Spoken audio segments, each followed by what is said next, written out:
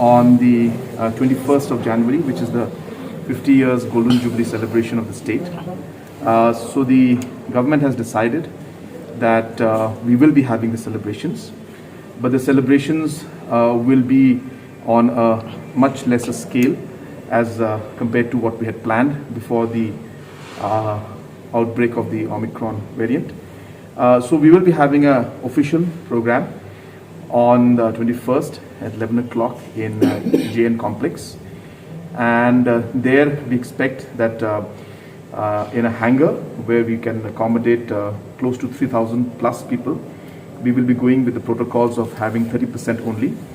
And in those 30%, we'll be having people from all over the place who will be participating in that program. Different programs will take place during that time.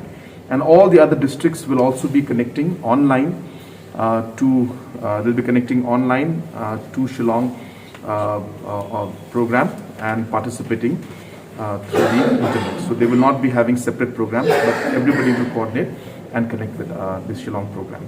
So that's what has been finalized. We are also waiting for a confirmation from the Honorable Prime Minister's office whether they will be attending the program or not.